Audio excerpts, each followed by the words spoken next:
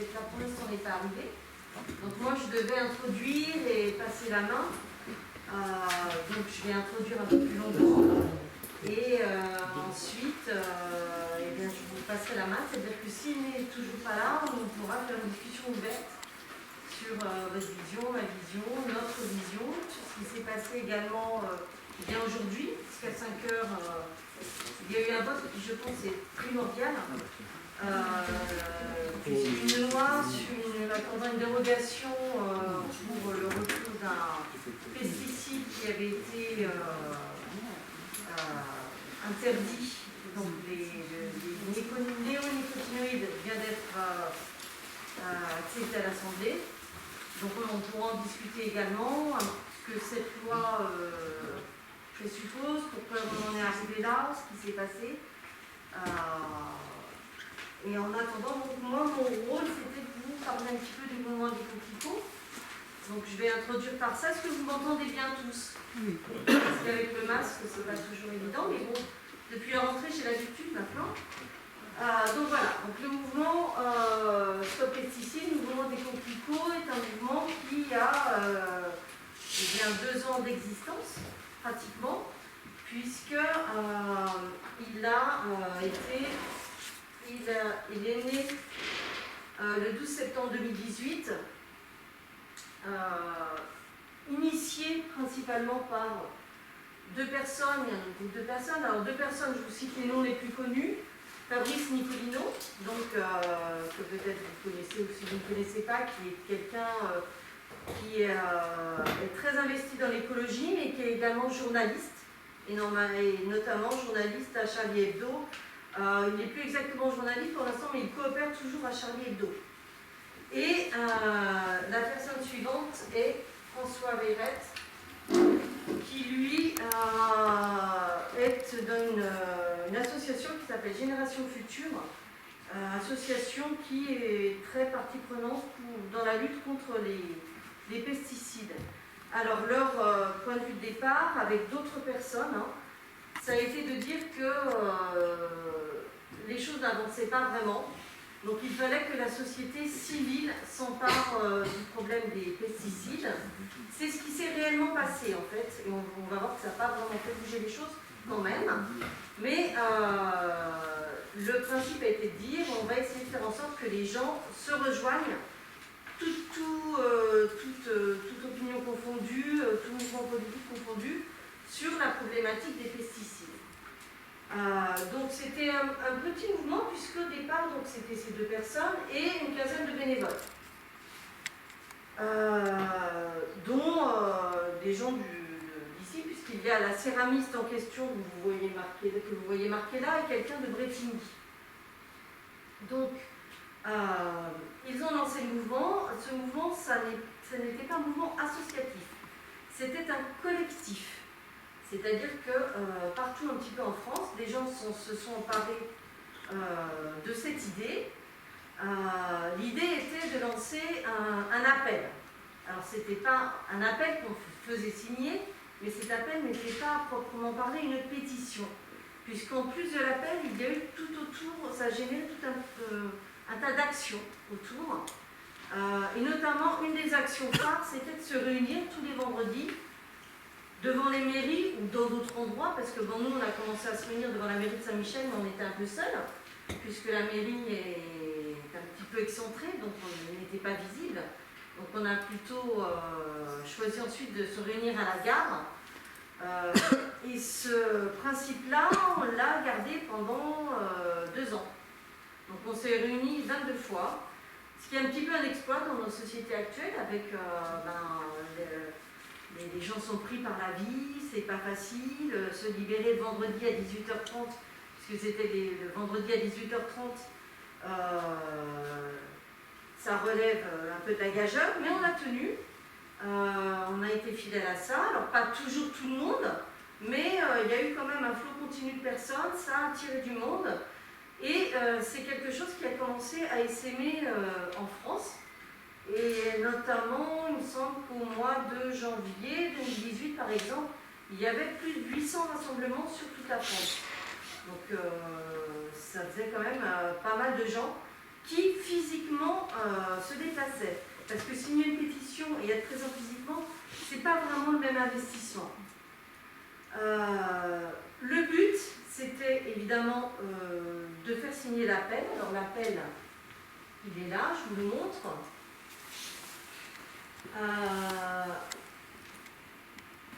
Cet appel, il n'est pas complet là, parce qu'il était très long en fait, parce que voilà, c'était un petit peu lyrique.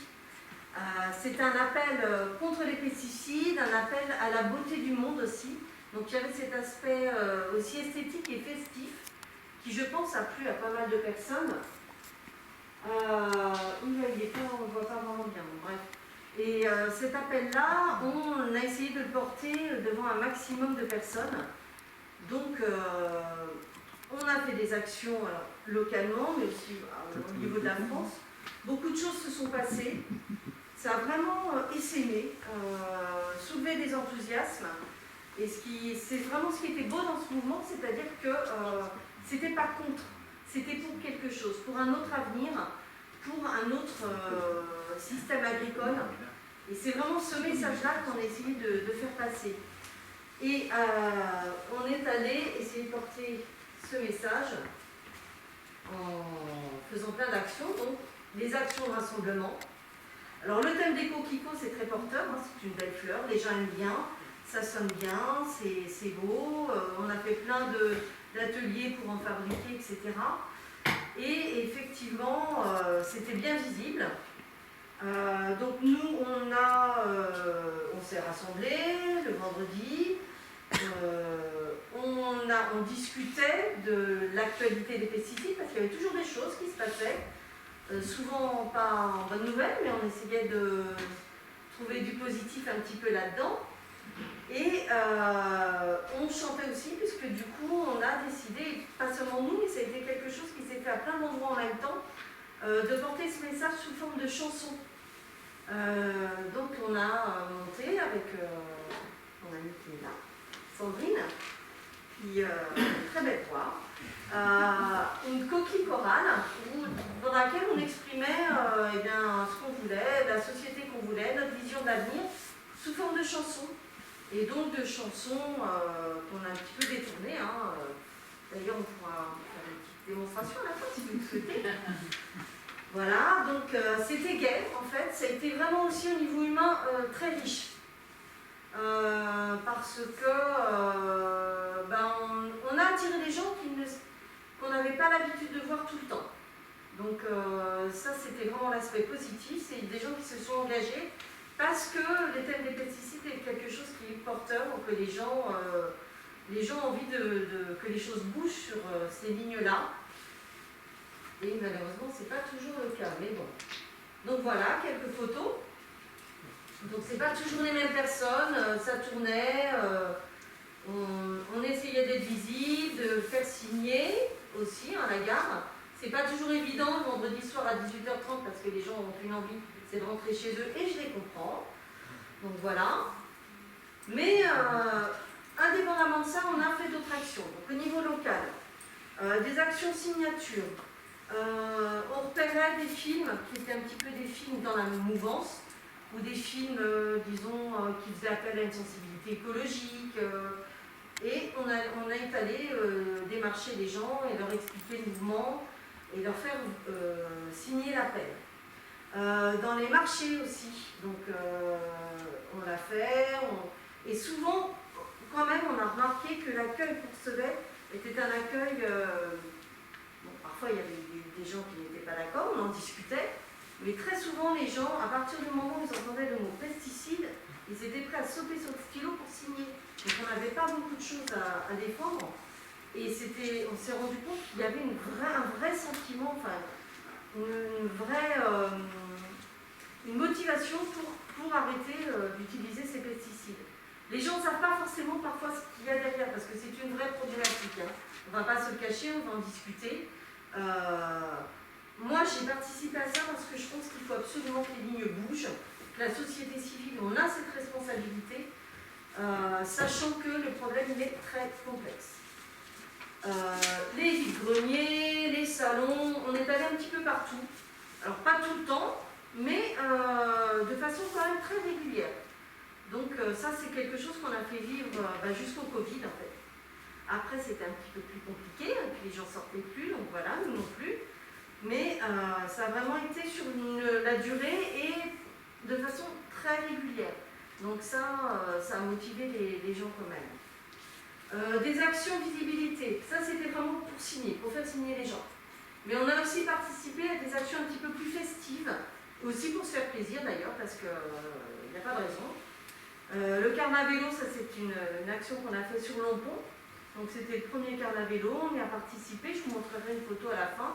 On avait vraiment passé du temps à décorer les vélos, c'était super sympa. Le jardin du 50, encore sur Lompont, parce qu'il se passe beaucoup de choses à Lompont.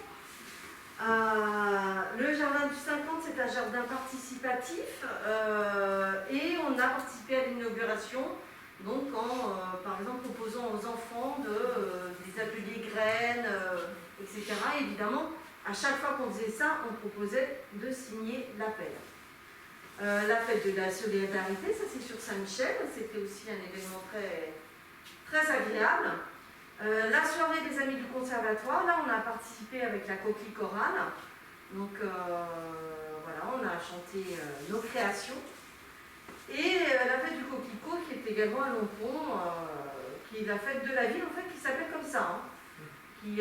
Lompont fête le coquelicot tous les ans. Donc on a tenu des stands, on a essayé de faire passer des messages. Alors des messages, c'était pas que sur les pesticides, c'était aussi plus large. Hein, sur le respect de la biodiversité, sur les problématiques environnementales, voilà. Donc ça, ce sont nos actions. Des actions plus militantes. Alors là, donc c'était plus en groupe restreint. Tous les ans, il y a à Paris une marche qui s'appelait au départ Marche contre Monsanto, qui est devenue la marche contre Bayer-Monsanto, puisque Bayer a racheté Monsanto. Et là également, on était présents, alors pas que nous en fait, hein, il y avait des coquelicots d'un peu partout, sachant que sur la région, on a eu des échanges avec des coquelicots de Morsan, il y en avait, alors Sainte-Geneviève, il y en avait d'autres également. Hein. Donc moi j'ai été en contact avec d'autres groupes de coquelicots, donc toujours des collectifs. Hein. On a organisé une projection des débats. Comment ça se fait qu'on ne voit pas des trucs en entier là? Ça, c'est toujours des problèmes informatiques qui me dépassent, mais bon. Ah, si. Alors le titre c'était Le grain et l'ivraie, donc c'est un film d'un réalisateur argentin, Fernando Solanas. Et donc on a demandé au cinéma Carnet une avant-première et on a organisé un débat à l'occasion de ce film très, très prenant, qui pose bien le problème des pesticides en Argentine. C'est encore autre chose, mais c'est à niveau plus. Donc la coquille chorale dont je vous parlais, donc là vous la voyez, ouais, là, une photo de notre prestation lors de la soirée des amis du conservatoire. Le point d'orgue, ça a été la réunion à Paris, la réunion à la mairie de Paris. Les coquelicots, qui eux sont une association de Paris, ont décidé d'organiser une réunion de tous les coquelicots, enfin tous ceux qui pouvaient participer. Et cette réunion s'est déroulée à Paris, à la mairie de Paris, ils ont prêté une salle. Donc nous étions dans les ors, c'était magnifique. Et on a eu plein d'intervenants qui nous ont expliqué différentes problématiques. Et notamment, en fait, une fois qu'on commence à s'intéresser à cette problématique des pesticides, très souvent, on s'aperçoit qu'une chose en entraîne une autre. C'est-à-dire qu'en s'intéressant aux pesticides, on s'est dit, ah oui, alors il y a telle catégorie de pesticides, puis telle autre, puis en fait, il y a aussi un problème de mise sur le marché, et puis il y a également le problème de la détection de certains pesticides qui ne sont pas détectés, qui ne sont même pas recherchés dans l'eau, etc. Donc c'est un petit peu un puits sans fond dans lequel on tombe, on se dit, en fait, dans quoi on est tombé, dans quoi on arrive, ça donne un petit peu le vertige. Et donc les intervenants là nous ont expliqué pas mal de choses. Et on a eu aussi des expériences positives sur des groupes de coquelicots qui avaient fait la démarche d'aller voir des agriculteurs et de leur parler. Parce que nous, on a notre vision, mais eux, ils ont leurs problématiques aussi. Il faut trouver un point d'orgue, un point d'entente pour pouvoir échanger. Parce qu'on ne peut pas avancer sans eux, et eux ne vont pas pouvoir non plus avancer contre la société civile. Donc il y a un moment, il faut se parler, il faut qu'on arrive à s'entendre. Et il y a des expériences qui ont été menées, notamment sur des arboriculteurs, puisque tout ce qui est traitement, notamment, je crois que c'était des cerises, il me semble, sont extrêmement traités, et le voisinage était très inquiet de ce qui se passait sur la propriété de ces personnes. C'était dans le sud de la France, et ils ont réussi à trouver une façon de s'entendre, déjà sur la fréquence des épandages, etc., puis après sur d'autres formes de respect de la biodiversité. Donc ces démarches-là sont des démarches qui fonctionnent. Alors, qu'est-ce qu'on a obtenu au bout de ces 2 ans, nous en tant que groupe Coquelicot? Alors, c'est le nombre de signatures nationales. Donc 1 135 134 exactement. C'est un peu plus parce que j'ai oublié d'en envoyer une dizaine. Mais voilà. Ça compte pas énormément, mais bon, pour les 10 personnes qui ont signé quand même, donc je m'en excuse. Cet appel, c'est tout récent, là, il a été remis le 15 septembre à Barbara Pompili, donc la nouvelle ministre de l'écologie, qui a signé le document. Bon, c'est symbolique, on va dire, elle a signé, d'accord. Mais voilà, nous, notre groupe local, on a réussi quand même à recueillir, et ça on peut en être fiers, environ 200 signatures par mois. On a été chercher, on est allé à la pêche. Hein. C'est-à-dire que sur ces 1135-134 signatures, 55% étaient des signatures papier.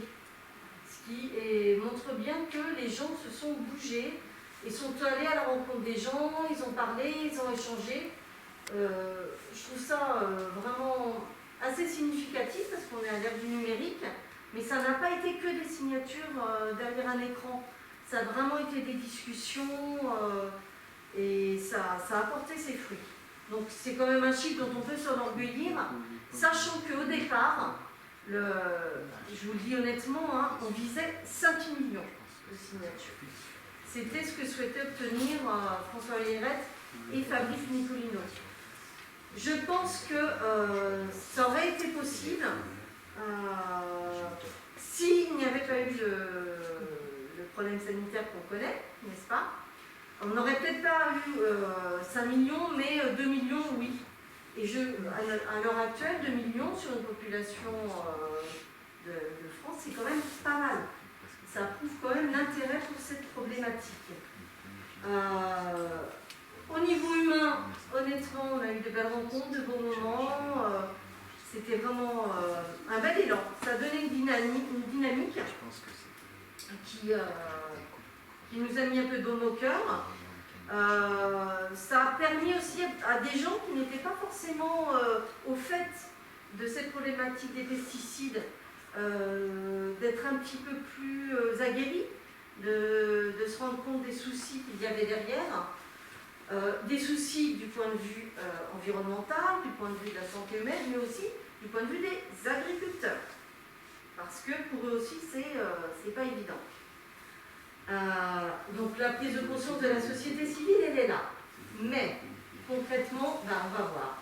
Rien n'avance véritablement. Alors je vais vous donner des exemples et on va terminer avec cette idée-là. Alors, l'interdiction du glyphosate qui avait été annoncée, promise, elle a été de nouveau repoussée. Alors, je ne dirais pas au calendrier grec, mais pourquoi pas. Il y a des choses aussi qui ont été mises en place qui montrent que ça bouge. C'est-à-dire que, à la suite de la loi Egalim, le gouvernement a décidé de mettre en place des concertations. et fait appel aux gens, aux signatures des gens, notamment sur ce qu'on appelle les distances minimales de zones d'épandage par rapport aux habitations. La problématique est que en milieu rural, il y a pas mal d'habitats isolés. Ces habitats isolés, souvent les gens sont en bord des champs. Et en bord des champs, avec les pulvérisations, ils sont extrêmement exposés aux pesticides, sachant que maintenant les agriculteurs en général se protègent. Ce qui n'était pas le cas avant. Mais maintenant, on les voit, ils ont des combinaisons, ils sont enfermés dans leur tracteur. Eux sont plutôt plus à l'abri, ils manipulent avec précaution, ils ont appris à se méfier. Ce qui n'a pas toujours été le cas, puisque pendant des années et des années, on leur a fait croire que ça n'était pas dangereux. Et ils en ont extrêmement souffert, puisque beaucoup ont développé des cancers, des Alzheimer, des Parkinson précoces, et ça, c'était dû souvent à la manipulation de pesticides. Maintenant, ils le savent, donc eux se protègent, mais en revanche, les riverains ne sont pas protégés. Et il y a eu notamment des cas par exemple dans le Bordelais, de pulvérisation près des écoles, et avec des effets délétères sur les enfants. Il y en a qui se sont trouvés mal, etc. Donc suite à ça, il a été décidé d'essayer de trouver des accords. Alors par des distances minimales, par exemple de zones d'épandage, il a été proposé, je ne sais plus quelles étaient les distances proposées, mais finalement les distances sur lesquelles le gouvernement s'est arrêté, c'était 3 mètres et 5 mètres. Alors 3 mètres, je ne sais plus pour quel type de catégorie de pesticides, et 5 mètres pour d'autres, ce qui évidemment n'est pas beaucoup. Sachant que si on propose plus, l'agriculteur, lui, il perd aussi de la surface. Donc la problématique, elle est là aussi pour lui. Récemment a été lancée sur le marché aussi une nouvelle génération de fongicides, les SDHI. Alors, ce sont toujours des noms très compliqués, hein, les pesticides. Et en fait, en gros, ce sont des fongicides qui sont des inhibiteurs de la fonction respiratoire, sachant que cette fonction respiratoire, elle est la même pour tout le monde, tous les êtres vivants. Donc vous, comme moi aussi. Et ces nouvelles générations de fongicides SDHI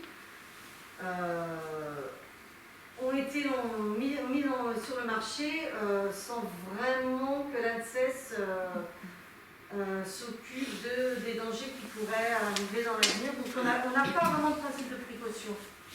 Il faut savoir que justement, c'est aussi, j'en viens là, les mises sur le marché, les études sont faites pour la plupart par les fabricants de pesticides. C'est-à-dire que ce sont eux qui ont la charge de prouver que leur produit n'est pas nocif. Eh bien, ils y arrivent, forcément. Hein. Donc les études publiées par des chercheurs qui sont des sommités, etc. Oui, mais quand on trouve quelque chose, enfin quand on cherche quelque chose, on le trouve. Il n'y a pas d'organisme, enfin il y en a un, je crois, d'organisme indépendant qui va donner son accord. L'ANSES prend en compte les études des vendeurs de pesticides, donc les Bayer, Monsanto, etc., qui évidemment vont produire une énorme littérature qui ne va pas aller à l'encontre de leurs produits. Donc ce qui explique que parfois il a été commercialisé des pesticides extrêmement dangereux.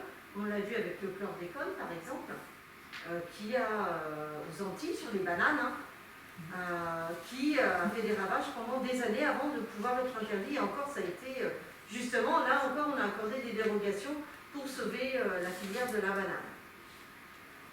Les chartes de bon voisinage. Alors ça c'est encore un autre outil. Tous ces outils-là en fait partent d'un bon principe. Il faut que les gens se parlent.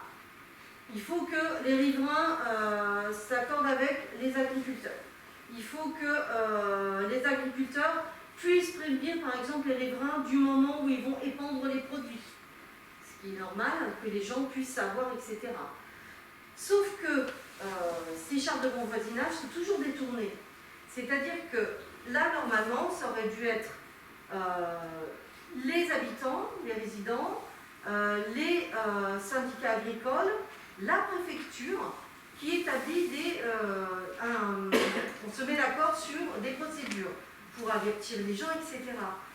Sauf que les gens ne sont jamais avertis. C'est-à-dire que, par exemple, en Essonne, la nouvelle des chartes de bon voisinage, il y a une parution dans Républicain.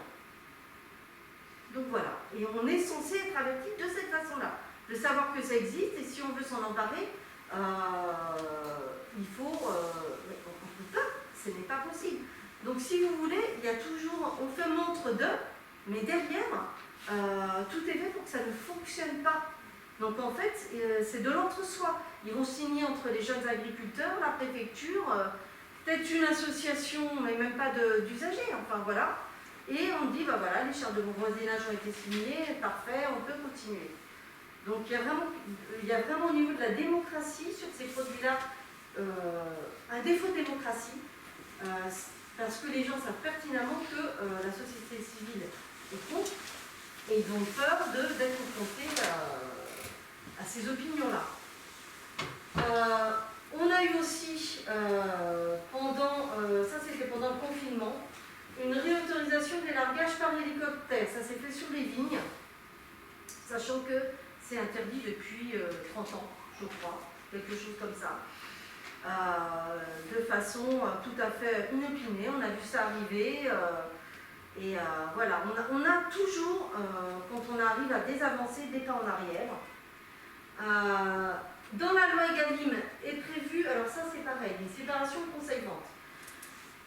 Dans la commercialisation de produits, alors produits phytosanitaires, il faudrait que je dise, mais je ne le dis jamais parce que ça n'est pas la vérité, ce sont des pesticides.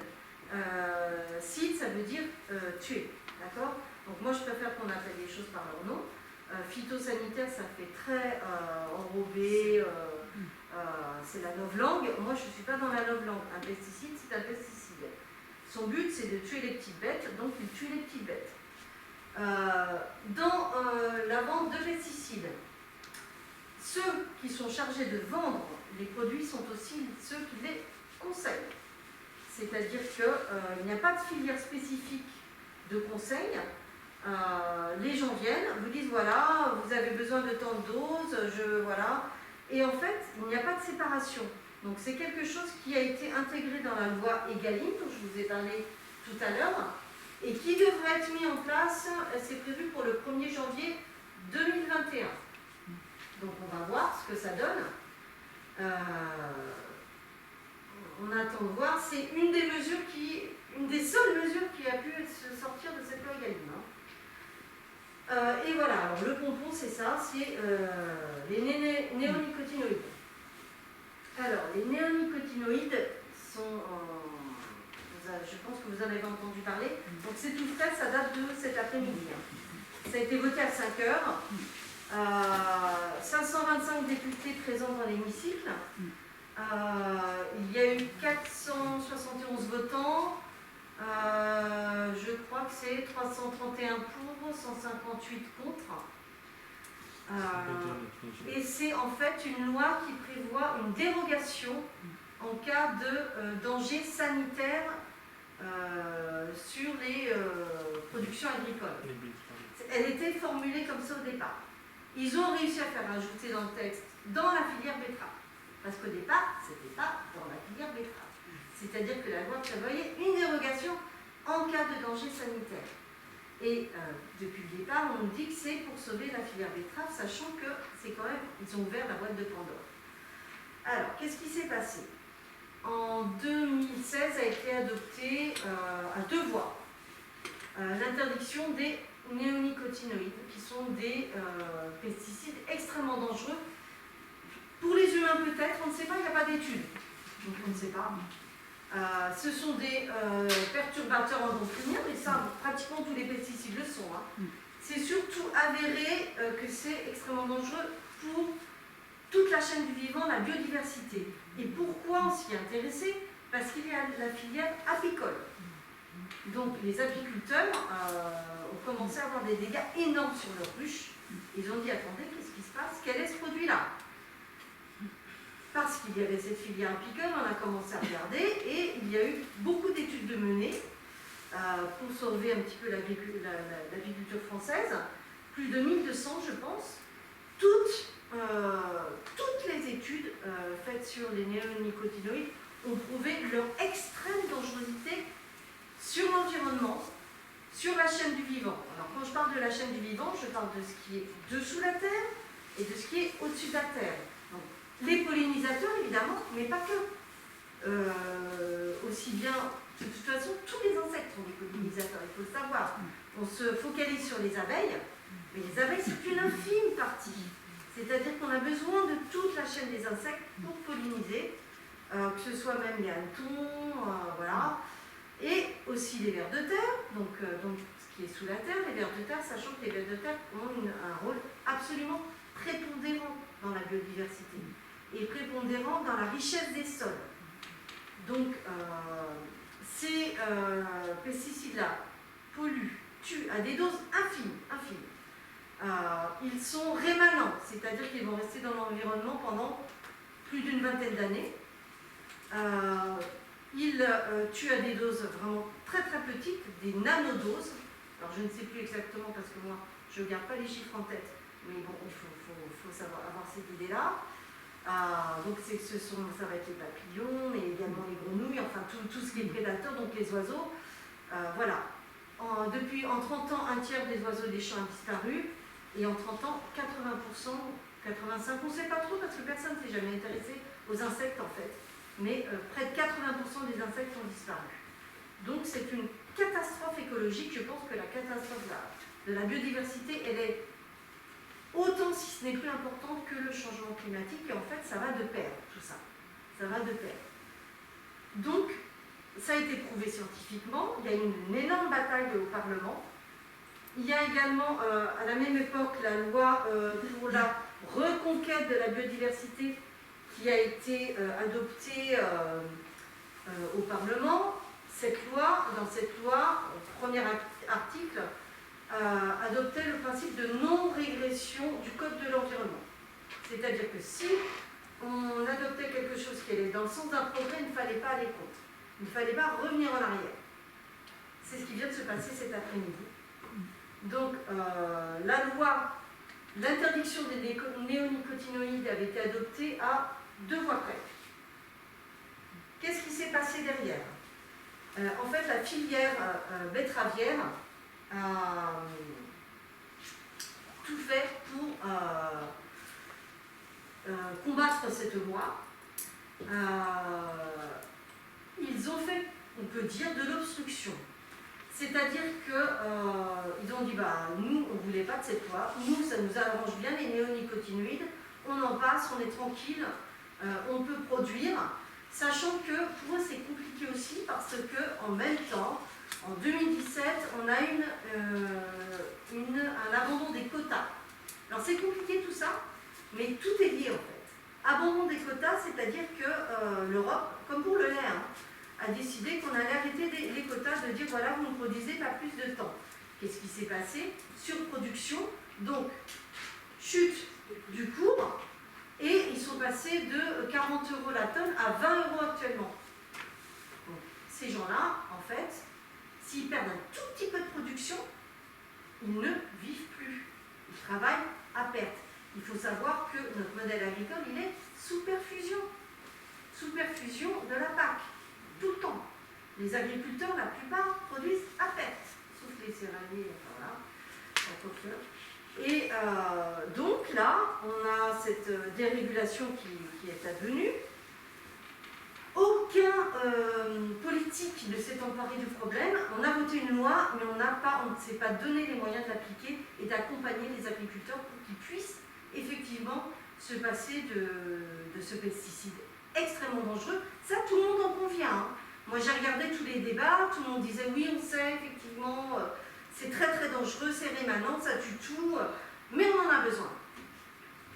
Alors voilà. La filière est en danger, sauf que la filière, elle est en danger de toute façon. Elle est en danger de toute façon parce qu'il y a une concurrence énorme, ne serait-ce qu'en Europe. Et il faut savoir aussi que la France, là, vient de voter la dérogation, donc les betteraviers vont pouvoir utiliser les néonicotinoïdes sur, je crois que ça fait à peu près 400 000 hectares, mais déjà 11 pays européens avaient déjà voté la dérogation. Donc les députés ont dit, bah oui, mais regardez, nous, si on ne fait pas, notre sucre, on va aller l'acheter en Pologne, je ne sais pas où, et en fait, de toute manière, la nature va être impactée. Ce qui prouve bien que c'est un problème qui est quand même compliqué parce qu'il doit se voter au niveau de l'Europe. C'est compliqué de décider des choses, et même nous, par exemple, si on enlève des pesticides, et c'est vrai, c'est un argument auquel je ne sais pas exactement répondre aujourd'hui, si ce n'est qu'il faut une véritable volonté politique. Nous, on importe, c'est pire que ça, on importe des produits qui ont été avec des pesticides qui sont interdits en France, et on les consomme. Et ils ne sont pas chers. Donc, aller demander des efforts à nos agriculteurs, à nos paysans, alors que derrière, on va aller acheter des fruits ou je ne sais pas quoi qui viennent de pays où les normes environnementales sont beaucoup moins disantes, c'est quand même un souci. Sachant aussi qu'on est très hypocrite en France parce qu'on fabrique des pesticides interdits qu'on va aller nous vendre aux pays africains, par exemple. Donc il y a tout ça qui... voilà. Donc les néonicotinoïdes reviennent par la filière betterave, sachant que le danger est que dans quelques temps, on va avoir, avec les changements climatiques, qui sont confrontés à des problèmes énormes au niveau des canicules, des sécheresses, des attaques de ravageurs. Effectivement, il y a des attaques de ravageurs. Pourquoi est-ce que la filière maïs ne va pas demander? Puis les céréaliers, puis je ne sais pas quoi encore, le colza, pourquoi pas? Alors, donc les députés ont dit non, la main sur le cœur, non, absolument pas. Sauf que dans l'intitulé de la loi, elle n'était pas faite comme ça. C'était marqué autorisation de produits phytosanitaires en cas de risque sanitaire grave pour la production. Et ce n'était pas marqué pour la betterave, dans l'intitulé du titre. Donc ça a vraiment bataillé, moi j'ai suivi tous les débats. Ça a bataillé, c'était la bataille de l'écologie soi-disant pragmatique et l'écologie tout court. Je ne vois pas pourquoi on peut parler d'écologie pragmatique quand on flingue le vivant. Donc les propositions qu'ont fait certains députés d'accompagner la filière betteravière en leur donnant les moyens avec des subventions et en les forçant, en les accompagnant vers de nouvelles méthodes de production, ça a été systématiquement rejeté, mis de côté, et l'argument phare était de dire que la filière était en danger. Oui, elle est en danger, mais elle l'était de toute façon, et on ne voit pas pourquoi on n'aurait pas pu indemniser cette perte-là, qui était de l'ordre de 15%, donc c'est pas énorme, hein, la perte de production. Sauf que, comme je vous l'expliquais, ils sont déjà exsangues, tous nos producteurs en fait. Hein. Et donc une toute petite perte, ça veut dire qu'il ne faut plus aucun bénéfice. Donc ils nous ont dit oui, 40 000 emplois derrière, les raffineries de sucre, etc.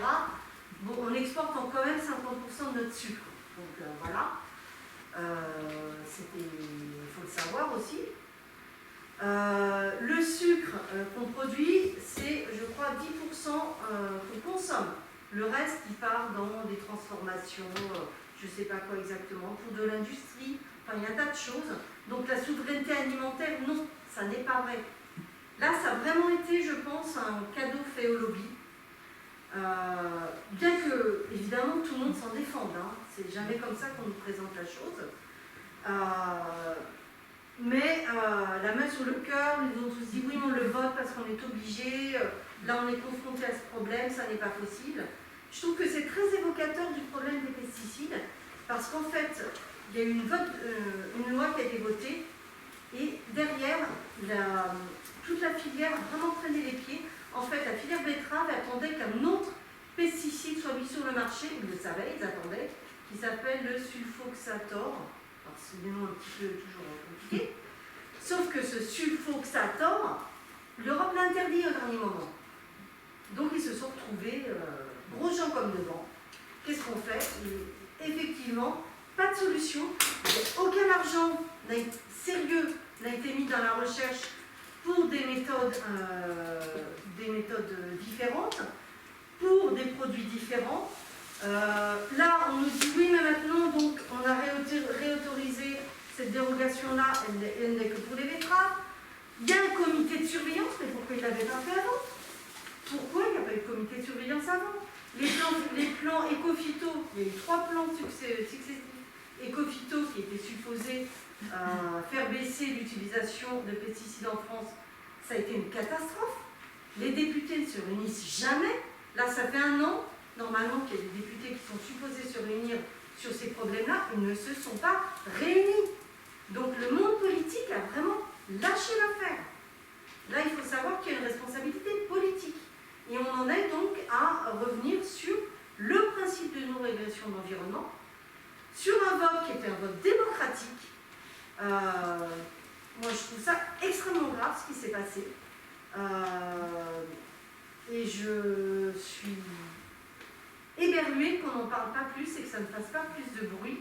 Certes, on a le Covid, mais enfin, la vie continue. Vous voyez, on est là ce soir. Hein. Donc, le monde ne s'est pas arrêté de tourner. Les problèmes, ils sont toujours là. Donc, voilà, c'est... Donc, la difficulté, cet exemple de ce qui s'est passé cet après-midi est tout à fait représentatif de la bataille de l'agro-industrie pour conserver, en fait, ses atouts. Sachant que, par exemple, je vous parlais des difficultés des producteurs de betteraves. En revanche, l'agro-industrie a vu ses bénéfices augmenter. Donc on est vraiment dans cette problématique-là. Donc certains députés ont dit, bah, écoutez, puisque les agriculteurs sont dans la panade, ils gagnent plus d'argent, nous on propose qu'il y ait une taxe sur les produits sucrés. Tout le monde sait que le sucre c'est pas bon, n'est-ce pas? Tout ce qui est par exemple soda hyper sucré, on pourrait les taxer et réserver cet argent pour aider la filière de la betterave, pourquoi pas? Ah ben non, il n'en est pas question. Enfin, ils l'ont proposé et en fait, on n'a pas eu de réponse là-dessus. Quand on suit les débats, il n'y a pas de réponse claire sur cette possibilité de financer sans réintroduire un pesticide que tout le monde s'accorde à dire est tout à fait dangereux, nocif, une catastrophe environnementale, une véritable catastrophe environnementale. Donc, c'était sur ça. J'en arrive à la situation complexe.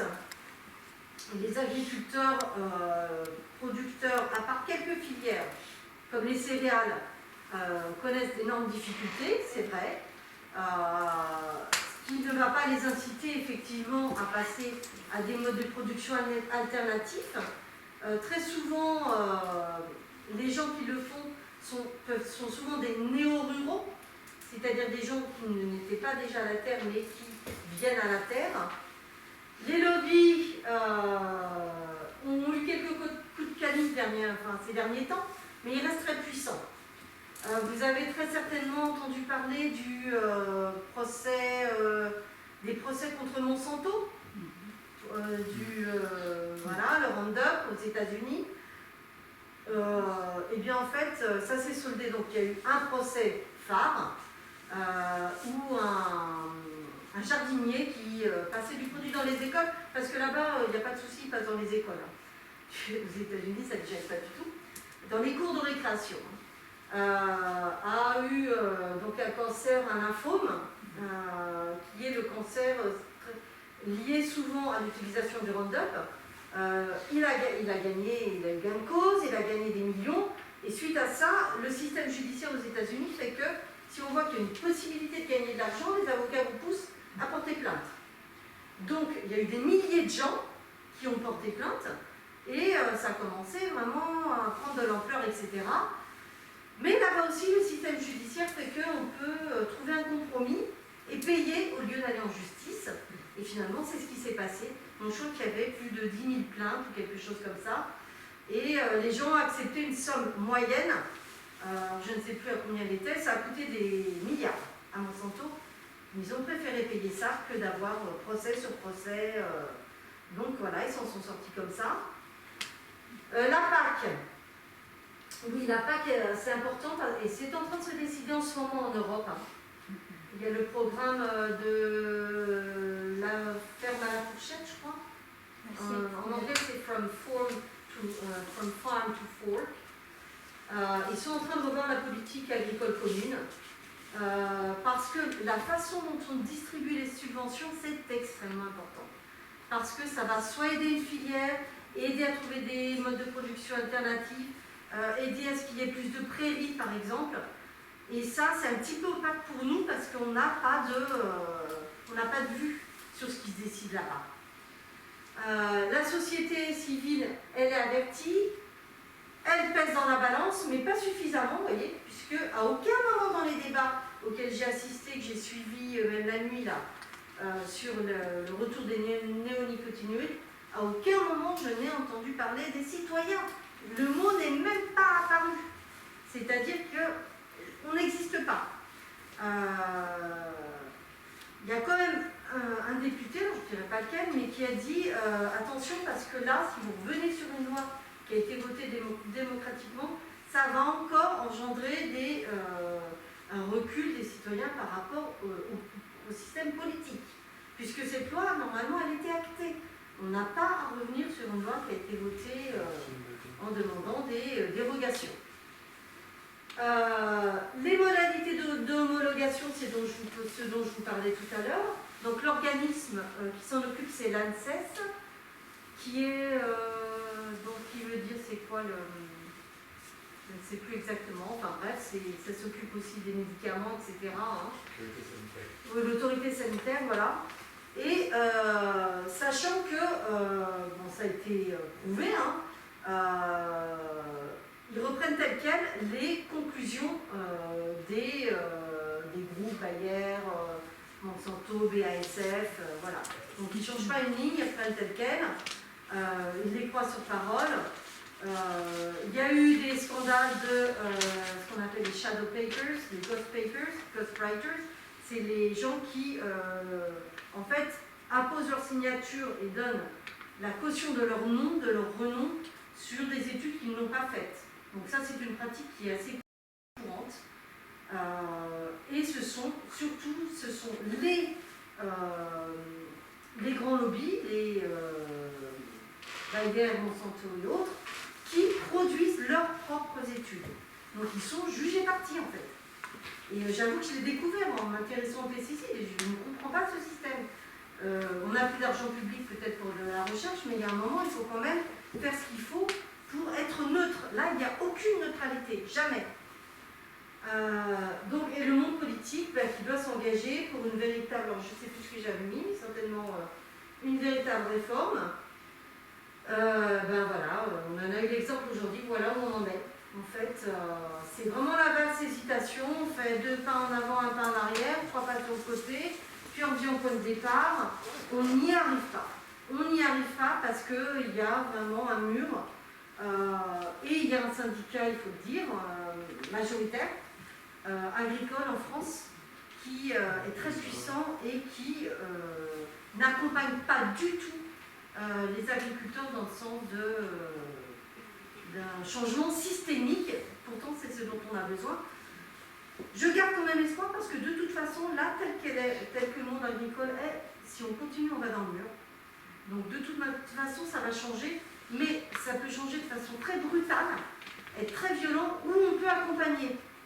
Et pour l'instant, on n'accompagne pas vraiment. Il faut savoir que, par exemple, les agriculteurs bio ont eu toutes les peines du monde à recevoir des subventions. Et eux, alors que les autres étaient payés. Enfin, tout est comme ça, en fait. Tout est à la blanc. Et ce sont des choses que les gens ne savent pas forcément. Alors, l'avenir de notre appel à nous. L'appel des coquelicots, il est fait à la signature. D'autres projets sont à venir. Ils sont en train de mettre en place une association qui s'appelle Nous voulons des paysans. Ils opposent paysans agriculteurs. Donc, je vous ai mis l'adresse là si vous êtes intéressés, paysans@nousvoulonsdespaysans.org. Nous, au niveau local, on continue les actions, un petit peu en pointillé pour l'instant. Hein. De toute façon, tout est en pointillé en ce moment, donc voilà, nous aussi. Hein. Donc si vous êtes intéressé par être militant, des actions, des rencontres, des débats, pourquoi pas, si vous avez des suggestions, des idées, vous pouvez nous laisser votre mail pour faire partie du groupe. Alors j'ai mis une petite feuille là, si vous êtes intéressé. Voilà. Merci Coquelicot mon vôtre. J'aurais voulu terminer par une note positive. J'ai espéré jusqu'à la dernière minute que le revirement d'aujourd'hui n'ait pas lieu. J'espère, sachant au fond de moi que ce n'était pas possible parce que voilà, le monde agricole, certaines formes de puissance agricole est tellement...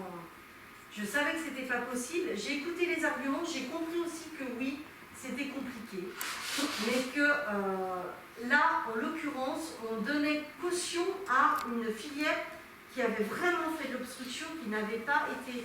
mais aussi parce que le monde politique n'avait rien fait pour l'accompagner. Et ça, c'est vraiment la grande leçon que j'en ai retenue. Il ne faut pas croire que parce qu'une loi a été votée, c'est acquis, pas du tout, absolument pas. Il faut absolument qu'il y ait des cas d'application, qu'il y ait des gens qui regardent derrière comment ça se passe, qu'il y ait des financements qui accompagnent. Et tout ça n'a pas été fait. Donc en fait, tout ça, c'était de l'esbrouf. C'est-à-dire, on fait croire aux gens, franchement, on nous a fait croire que c'était bon, que c'était acquis, qu'on allait, au moins cette victoire-là, on l'avait. Ils savaient très bien qu'ils mettaient les gens dans l'impasse. Ils le savaient. Sans accompagnement, etc., ça n'était pas possible. Il a suffi de 2 années de sécheresse pour que voilà, tout tourne à plat et qu'on revienne vraiment 30 ans en arrière. Ça fait depuis, je crois que un printemps silencieux de Rachel Carson est paru dans les années 60, et depuis ce temps-là, elle avait prédit ce problème-là des pesticides, qu'on allait tuer toute la biodiversité. La biodiversité, c'est pas que les insectes, c'est vous, c'est moi, c'est tout le monde. Nous, on fait partie de la chaîne du vivant, et on ne peut pas s'en passer. Et là, c'est même plus un déclin qu'on a, c'est une chute, c'est un désastre, et c'est une vitesse incroyable. Et en fait, ça dépasse toutes les prévisions les plus pessimistes. Donc vraiment, je pense qu'ils ont manqué le coche là. C'est un reniement, un renoncement, c'est un recul. Et je ne sais pas quoi dire d'autre, je suis vraiment désolée de ce qui s'est passé. Il faut garder espoir, il faut surtout se battre. En fait. Je pense qu'à partir de là, il faut se dire qu'il faut se battre et en comprenant toutes les problématiques, y compris la problématique qui fait que ce sont toujours les producteurs qui sont pressurisés. L'agro-industriel, elle s'est fait un maximum de pognon depuis des années, énormément d'argent, avec la dérégulation, que ce soit sur le lait, Lactalis, etc. Ils ont des profits mais incroyables. Et qu'à l'autre bout de la chaîne, par contre, c'est, que ce soit le consommateur ou le producteur, les gens sont écrasés. Donc il y a quand même quelque chose, il faut absolument que tout ça se retrouve dans un bien commun. Et ce bien commun, il passe par une agriculture autre, de l'agroécologie, enfin il y a beaucoup de solutions qui existent, énormément. Elles sont peut-être un peu compliquées à mettre en place, mais il faut de la formation, et ça je pense que tu pourras en parler, puisqu'on a quelqu'un qui est en formation bio. Donc il y a des choses. Maintenant, ce qu'il faut, c'est aller vite, parce que le temps nous manque. Et ça aussi, c'est quelque chose que j'ai entendu hier. Ils nous disaient tous, oui, mais c'est que 3 ans, dans 3 ans on revient, on regarde, sauf qu'ils ont déjà eu 4 ans, rien n'a été fait. 3 ans pour la biodiversité au rythme où tout disparaît, c'est énorme, c'est énorme. Et ces 3 ans, on en prend pour 20 ans, nous. On en prend pour 20 ans, puisque c'est rémanent dans l'eau, c'est rémanent dans les sols, et ça tue absolument tout. Donc, c'est pour moi incompréhensible que ça puisse avoir été voté. Ça l'a été. Voilà. Je vais conclure sur cette note négative. Je suis désolée. Mon conférencier n'est pas là. Donc voilà. Mais on peut amorcer le débat si vous le souhaitez. Je pense que tu pourrais venir peut-être à mes côtés. Donc, il est en formation bio. Et voilà. Ouais, pour rebondir sur ce que tu disais. Bonjour à tous. Bonjour. Donc Adrien. Effectivement, je suis en formation. Je termine avec une jolie photo quand même, voilà. Parce que c'est sympa. Ça c'était le carnavélo. Voilà. On avait fait vraiment des actions. Heureusement qu'on fait ça finalement. Parce que sinon, hein. Voilà. Oui, donc je suis bien en formation maraîchage biologique en Seine-et-Marne, à Brie-Contrebert, en ce moment. Et effectivement, moi j'ai fait un master en environnement, aménagement du territoire, donc ma réflexion tout au long de ma vie m'a amené à l'agriculture. Voilà, c'est une des bases de notre vie, de l'alimentation. Alors moi je ne suis pas présentée, pardon, je ne suis pas du tout dans le domaine agricole. Hein. Je suis professeure d'anglais. Vous l'avez peut-être deviné à ma façon de prononcer certains mots. Mais voilà, en fait, je pense que c'est vraiment des problèmes dont n'importe qui peut s'emparer. On n'a pas besoin de connaissances vraiment spécifiques. Et moi, j'ai été amenée à ça parce que je m'intéresse à la biodiversité et puis parce que j'ai tout simplement lu les rapports du GIEC, les rapports du IPCN, ça m'a totalement alarmée. Et effectivement, au départ, je voulais moi m'investir du côté protection animale, etc.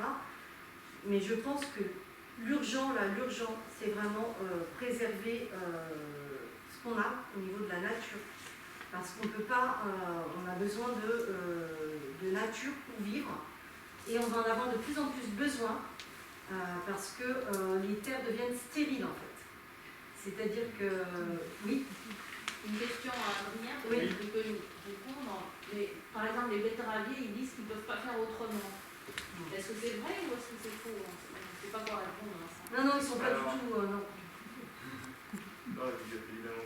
Non, il y a des solutions. Alors, effectivement, comme tu l'as très bien dit, Laurence, l'agro-industrie a créé des ouvriers agricoles. Voilà, c'est ça. Il n'y a plus d'agriculteurs. Ce sont que soit des ouvriers qui sont formés dans les centres, comme une grande partie de mon centre de formation, c'est un immense campus en fait, où il y a donc 99% c'est de l'agriculture conventionnelle, donc avec les pesticides. Donc il y a des ouvriers et il y a des financiers, des chefs d'entreprise qui sont énormes, avec des centaines d'hectares, voire des milliers. Donc il y a des financiers et des ouvriers. Et ce système, comme tu l'as très bien dit, il est complètement soumis au lobby financier. La mondialisation, voilà, la mondialisation, elle empêche de faire quoi que ce soit. Les agriculteurs sont soumis aux subventions de l'Europe, à la PAC, la fameuse PAC. Donc ils sont complètement soumis aux financiers. Et donc, pour répondre à la question, aujourd'hui on a une agriculture industrielle, on n'a que ça en fait. Et donc il y a des petits, il y a 1% du campus qui cherchent à faire autrement, mais évidemment qu'il y a des solutions autres. Ça c'est grave, c'est un campus de formation. C'est-à-dire que c'est nos agriculteurs de demain. Ça. Et ils ne sont pas formés. Ils ne sont pas formés. Non, il y a des solutions alternatives qui existent, qui sont compliquées à mettre en place, qui coûtent un peu d'argent, mais ça, c'était aux politiques de les prévoir, d'accompagner, de trouver les financements. Ça n'a pas été fait. Ça n'a pas été fait. Comme je l'ai dit au départ, la filière betterave, quand elle a vu que les nicotinoïdes avaient été interdits, ils se sont dit, c'est pas grave, nous, de toute façon, on attend telle autre substance qui va remplacer. Et c'est toujours comme ça. Et effectivement, eux, ils ont remplacé les néonicotinoïdes par d'autres trucs qu'ils ont pulvérisés, qui étaient peut-être un peu moins mauvais, mais qui étaient mauvais aussi. Ils ne se sont pas posé la question de comment on change la façon de faire. C'est pas comme ça que ça va fonctionner. Mais du coup, eux, ils n'apprennent pas non plus. Non, mais dans les formations, pour l'instant, c'est vraiment, il n'y a rien, pratiquement rien. Ouais, le campus, en fait, il y a un conseil d'administration qui est géré par les agriculteurs du coin donc que des conventionnels extrêmes, enfin des gros céréaliers immenses avec des machines qui valent des millions d'euros, enfin quelque chose surdimensionné. Et donc tout le campus est soumis à ça. Nous, notre petite formation bio, elle est uniquement due en fait au changement de consommation des citoyens, enfin des chercheurs. Voilà. Et du coup, les politiques sont obligées de suivre ce que les citoyens font et veulent, quoi. Mais c'est important, quoi. C'est une partie, voilà. Du coup, vous n'êtes pas ingénieur agronome. C'est quoi leur campus que vous parlez là? Parce que moi, j'aimerais bien savoir. Les ingénieurs agronomes, eux, ils travaillent sur autre chose. Donc vous travaillez quoi? Vous apprenez à faire du bio, en fait. Voilà. Et donc, c'est du commercial. Déjà, c'est du commercial. Alors, donc, c'est pas bon. Moi, je voudrais bien entendre un ingénieur agronome. Voilà. Alors, nous, on a une ingénieur agronome dans la chasse, on fait du bio. Et lui, il connaît la terre, la chimie, l'agriculture, etc. Ça devient hyper technique. Donc, vous, on vous forme pour être, une formation agronomique. Et le bio, et c'est déjà du commercial, le bio. Tous les produits qu'on mange, un steak de soja, c'est déjà du produit transformé. Donc, ce n'est pas bon. Voilà, déjà. Le bio, c'est pas forcément un steak de soja. Non, mais voilà, mais le problème, c'est le bio, qu'est-ce qu'il fait? C'est pour ça que je me demande qu'est-ce qu'il fait. Campus, c'est quoi? Campus, moi, j'étais à la fac, c'est campus, c'est la fac. C'est une formation agricole. En fait, il y a le lycée agricole, il y a tous les brevets professionnels pour être ouvrier agricole. C'est un campus agricole, donc avec plein de formations différentes qui vont du lycée, donc de seconde jusqu'à les BTS agricoles. Donc nous, on est une formation de responsable d'entreprise maraîchage biologique. On a une formation agronomique, au même titre que n'importe quel agronome. Voilà. C'est là qu'on vous apprend aussi à utiliser justement les pesticides, les produits pour enrichir une terre, pour être producteur, parce que vous êtes gestionnaire, comme vous dites, d'une entreprise. Donc c'est là qu'on vous apprend peut-être à utiliser des produits, hein, peut-être, non? Complètement, et les produits ils sont faits par les agronomes. D'accord. C'est les agronomes qui ont cette capacité à modifier le vivant et à prendre des substances qui viennent d'autres plantes et les hybrider avec d'autres plantes pour faire des semences hybrides F1. Donc ça, c'est le boulot des agronomes, de créer ces pesticides et les plantes qui vont avec. Voilà, nous, on a une formation en agronomie, parce qu'il faut qu'on comprenne exactement ça. Et ensuite, on a aussi une formation de terrain pour pouvoir choisir nos semences. Il n'y a pas une prise de conscience de la part de vous les jeunes, de votre avenir? Moi, je suis en agriculture biologique, donc on essaye de faire sans les la plupart du monde. Moi, j'ai une amie qui est en formation agricole. Elle a eu un petit cours sur les sols, mais c'est rien.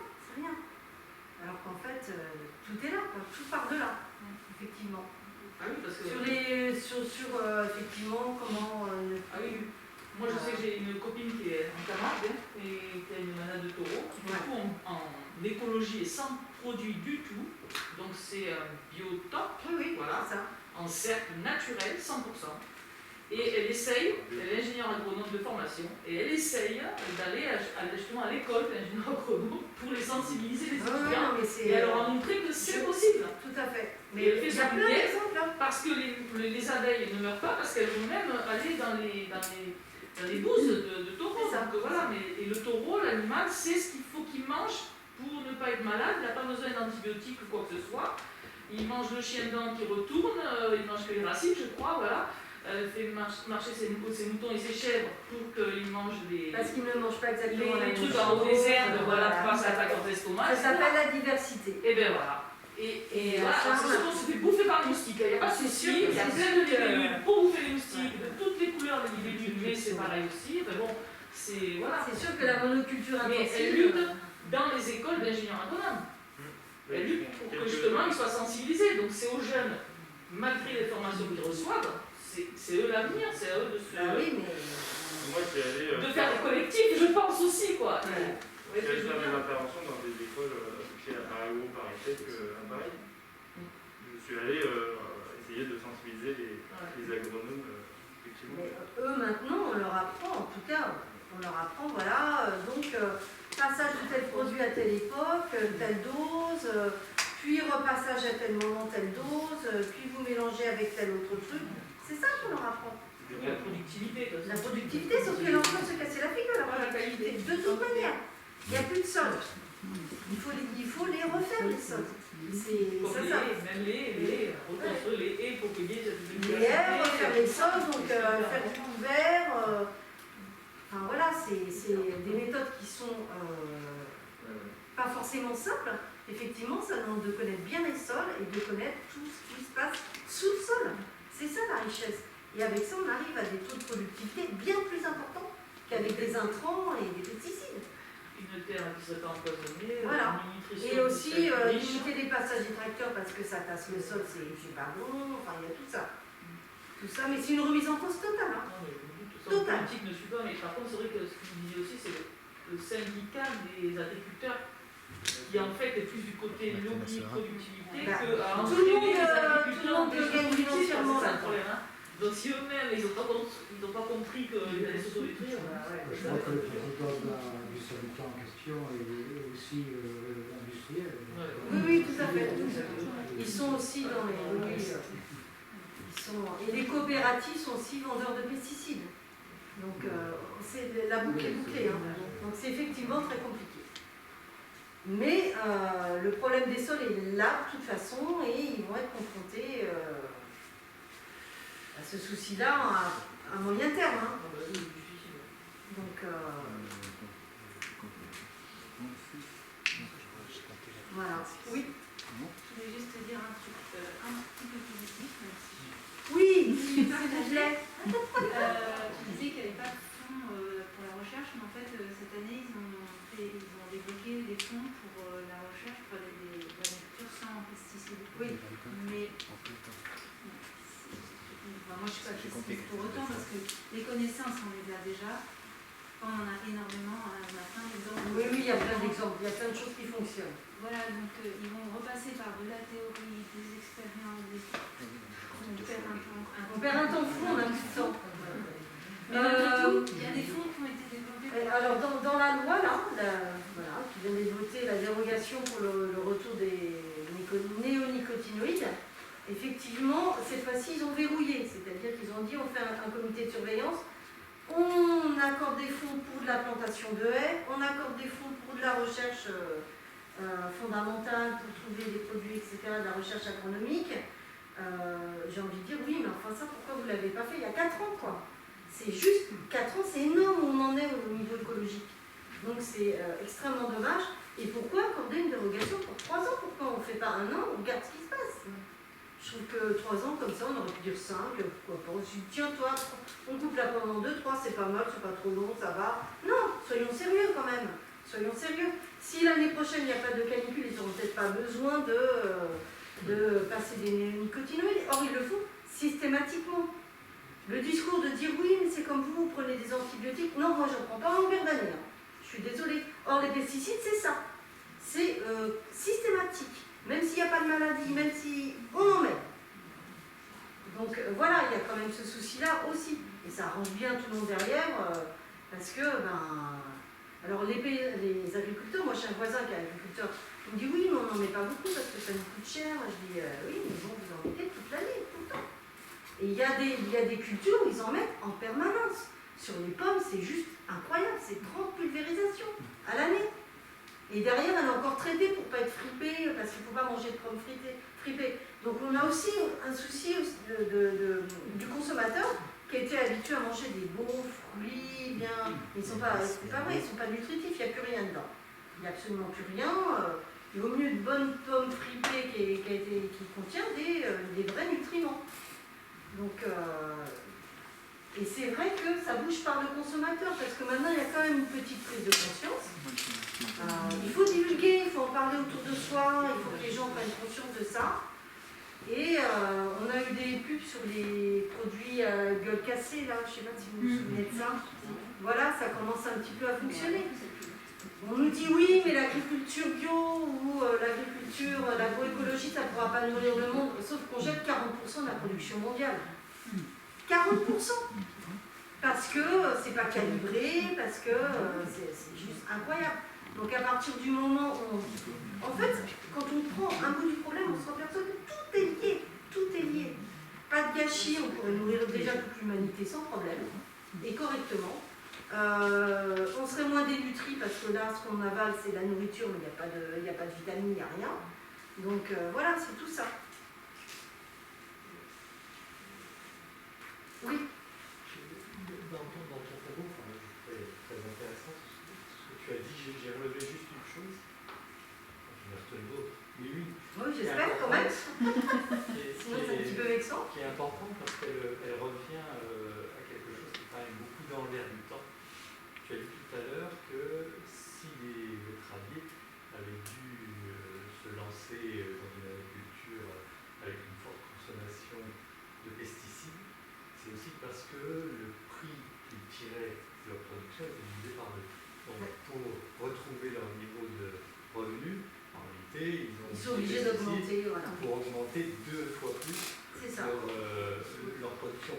Donc ça pose aussi la question du juste prix payé à l'agriculture, puisque par ailleurs sur la filière, comme tu l'as indiqué, il y en a qui effectivement exactement sur ce dispositif-là, ce qui veut dire aussi que un des biais sur la manière de voir les choses, en tout cas sur la manière dont c'est défendu, enfin, en l'occurrence la dérogation, c'est parce qu'on dit qu'on n'y arrivera pas sans faire autrement, mais parce qu'on pense retrouver exactement la même chose.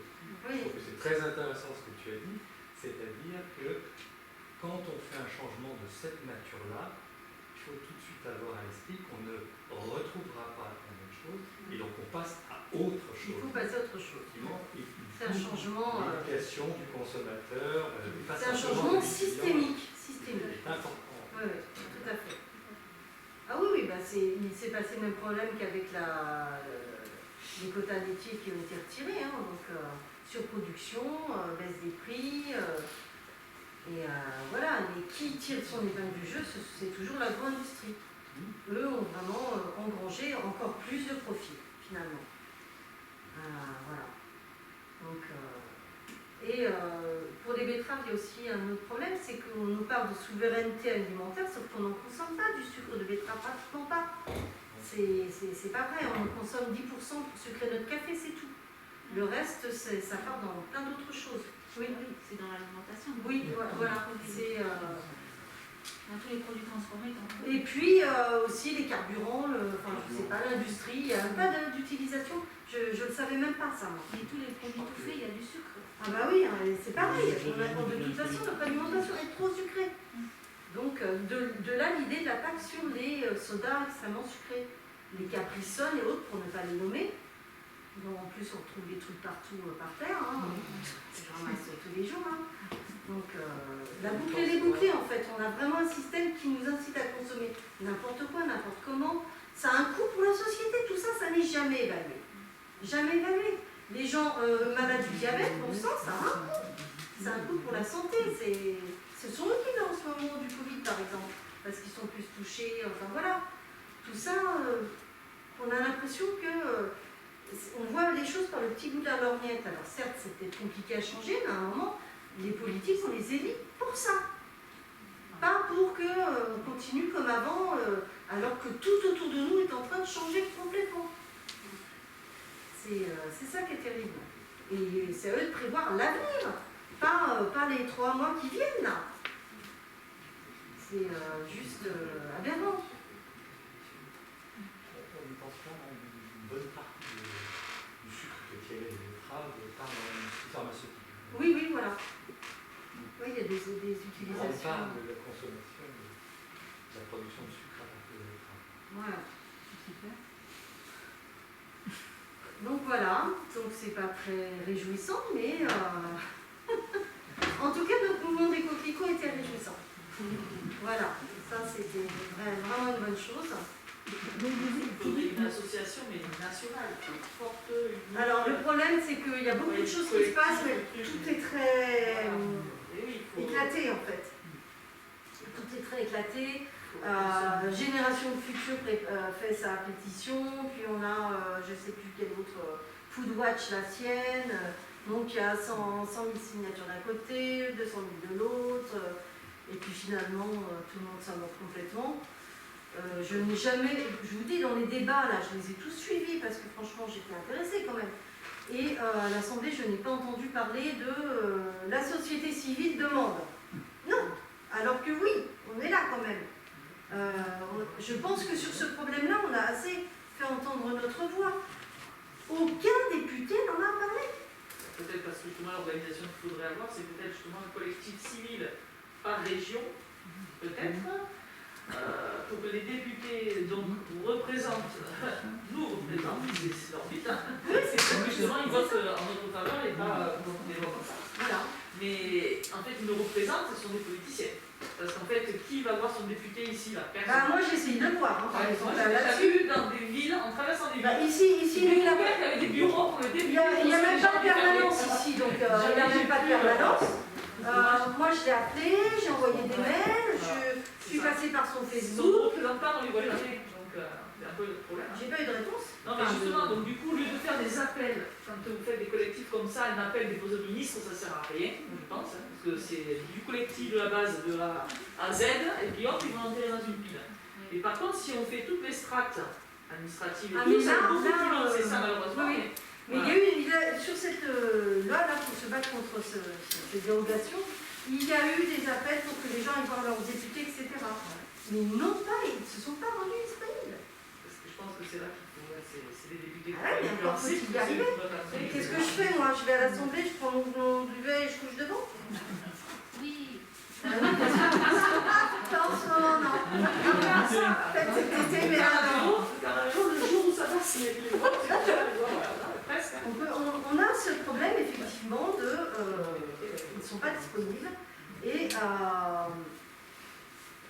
effectivement ils ne nous représentent pas. Oui, voilà, C'est c'est un problème. Oui, oui. C'est un grave problème, ça pose un problème démocratique. Ouais, C'est sûr, c'est sûr. Les députés sont des politiciens et Voilà. malheureusement, ils n'organisent pas ce que vous êtes en train d'organiser là. C'est ça. Voilà. Pour Exactement. recueillir les. Voilà. Comme un maire va le faire avec ses conseils municipaux ou voilà. Il va plus le faire. Ça, bon, après c'est un problème constitutionnel C'est aussi, pas normal. pas s'occuper que je non plus, donc... Oui, je voulais juste dire deux choses. Moi, ce qui m'a marqué, c'est que depuis le début, vous parlez à l'imparfait. Donc, qu'est-ce qui devient le... Alors le mouvement, là, il s'est arrêté. D'accord. Nous, en local, on va essayer de lui redonner un petit peu vie, mais sous une autre forme.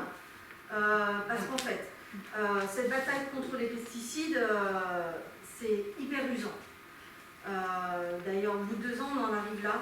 Moi, franchement, je suis découragée, hein, je vous le dis carrément. Et j'ai envie de faire des choses qui puissent aboutir de façon plus directe, parce que sinon, humainement, c'est pas tenable. On se décourage, c'est fatigant, voilà. Donc, on va essayer de donner une autre forme plus positive, ou du moins essayer de faire des actions qui ont un effet immédiat. Moi, je souhaiterais m'engager pour la biodiversité dans les villes. Parce que pour l'instant, dans les campagnes, c'est un petit peu la panique, là, c'est compliqué.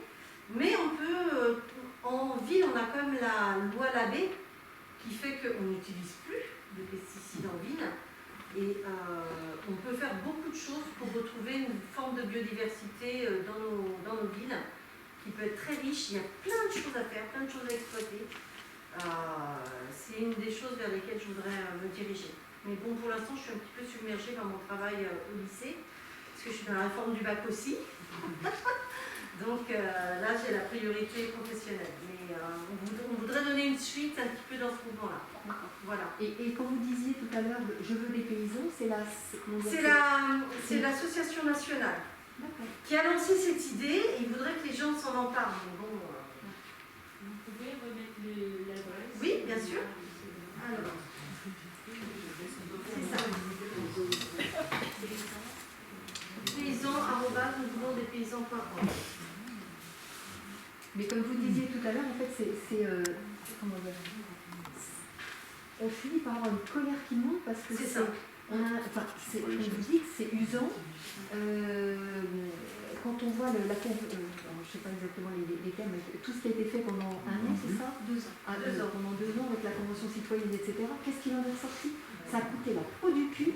Et quand on voit l'énergie des gens, et la foi des gens, surtout la foi. Moi, Parce que les gens se sont engagés. Ce qui donne envie de crier, enfin de hurler, moi je suis vraiment révoltée. Moi je travaille chez Biocop, donc ça fait des années que je suis là-dedans. C'est pas non plus des jolis jolis qui se passent là-bas. Comme vous disiez, hein, le bio maintenant ça a complètement perdu sa valeur. Quoi. Maintenant je pense qu'il faut se rapprocher de gens comme la Confédération paysanne, des gens comme ça qui sont des petits, des vrais, qui sont proches de la terre et puis, enfin, qui connaissent la terre et puis qui font un beau boulot. Mais c'est vrai que puis je crois que ce qu'on vit avec le Covid montre bien, moi je faisais un parallèle avec l'agroalimentaire et les labos pharmaceutiques. On est exactement dans la même situation. Donc qu'est-ce qu'on fait? Le problème c'est qu'il faut descendre dans la rue, il faudrait tous descendre dans la rue. Quoi. Et encore, c'est pas la rue qui gouverne, on nous a dit. Mais je crois qu'on arrive à un moment de... On a un moment de bascule. Ah ouais. Alors, c'est usant, c'est désespérant, mais honnêtement, je crois que ça va. On va être obligé de changer. On va être obligé. La terre n'est plus fertile. Ce système-là, il pressure les paysans, ils sont en train de crever. Il y a 1 ou 2 suicides de paysans, d'agriculteurs par jour. C'est juste pas tenable. Ça n'est pas tenable dans le long terme. Cette loi-là, c'est une loi du court terme. C'est un mauvais signal, mais pour moi, je me dis aussi que c'est peut-être les derniers soubresauts d'un système qui est en train de s'écrouler. Il s'écroule ce système de toute façon. Il va dans le mur. Ça coûte trop cher, on produit trop pour produire une calorie, je crois qu'il faut 6 à 8 calories carbone, c'est ça? C'est intenable. Donc il y a un moment, ça va changer. Et c'est pour ça peut-être qu'ils commencent à dire, bah oui, là, il faut qu'on y aille. Donc on va voter des crédits pour trouver... L'agroécologie, c'est une porte de sortie qui est intéressante, mais pas que, je pense qu'il va falloir une multitude de choses différentes. Aussi bien des maraîchers à côté de chez soi que... et puis nous, consommateurs, il faut aussi qu'on consomme autrement. Mais vraiment. Parce qu'il va falloir nous nourrir, et il va falloir nous nourrir nous directement, et arrêter de nourrir aussi tous les animaux qu'on consomme. Parce qu'il y a une perte aussi là, à ce niveau-là, qui est importante. Oui, moi j'avais une petite remarque. Depuis tout à l'heure, on parle du fait que au niveau national, c'est compliqué, que pour vendre les députés, l'Assemblée, tout ça, et puis que il y a eu toutes les marches pour le climat aussi, on disait qu'il faudrait que tout le monde sorte dans la rue. Il y a eu des immenses marches pour le climat, ça aboutit à rien. Est-ce que la solution, c'est pas dans le local et de changer d'échelle et de faire à notre échelle personnelle et moi j'ai l'impression qu'à l'échelle nationale, je parle en tant que nouvelle génération, en tant que... je suis pas encore trentenaire, j'ai un peu perdu foi en tout ce qui est politique quand je vois ce qui s'est passé aujourd'hui. Je me dis, mais où est-ce qu'on va? Et est-ce qu'il ne faut pas changer de manière de faire et se dire, voilà, à l'échelle nationale, à l'échelle européenne, c'est pas possible. Qu'est-ce qu'on peut faire à l'échelle locale pour changer ça? Parce qu'il n'y a que, justement, en allant parler aux agriculteurs à côté de chez nous, avec les AMAP et tout ça, je pense que là, il y a des choses à faire, mais... C'est pour ça que c'est dommage que ça s'arrête. Bah oui. Vous avez un recours, vous avez fait des trucs pendant 2 ans, vous avez donc bougé les gens, et il ne faut pas s'arrêter à faire un décomplicot, parce que c'est le mot porteur, la couleur, il y a tout qui est porteur, il faut continuer, mais c'est vrai au niveau local, puisque déjà nos députés au-delà, les autres appels, ils sont du bureau du ministre, c'est tout. Et c'est vrai qu'il a raison, c'est le niveau local. Qu'est-ce que nous, et quand on vient ici, c'est qu'est-ce qu'on attend de vous? Effectivement, on attendait ça, qu'est-ce qu'on peut faire nous, individuellement et localement?